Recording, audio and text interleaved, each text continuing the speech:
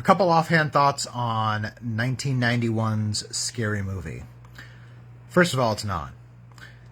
The basic premise is that John Hawkes, who you might know as Kenny Powers' younger brother from Eastbound and Down, is just a total wuss. He is scared of absolutely everything, but he has a blind double date at a haunted house for Halloween, so of course he goes along. Every instinct he has says don't go in the house. He should have followed that. This is one of those movies where if he didn't make the most idiotic decision at every possible turn, we wouldn't have a movie. But you know what? That's the way it goes sometimes.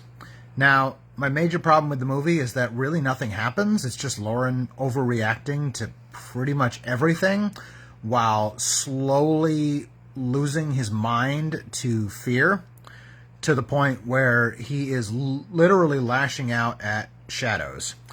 He kind of tumbles along through the house. Some stuff happens. Some of it maybe is his imagination. Some of it maybe is not. Bottom line, though, most of it is just him freaking out over nothing.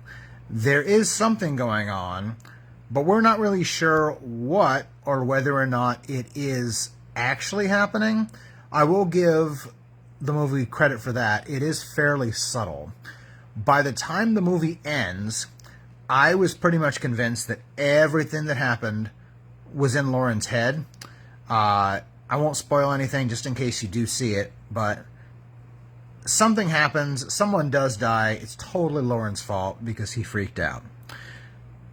Other stuff has happened, though, that we're not really sure if it has happened or not, and the way the movie positions it, we're kind of led to believe that Lauren is just imagining it all, which, whatever, that's the basic premise of the movie, so that's fine.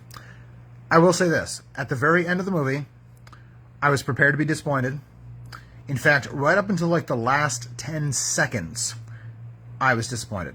It all came down to, Lauren, you've made a bunch of bad decisions and freaked yourself out. And then it throws everything out the window and tosses it on its head. So, Scary Movie, 1991.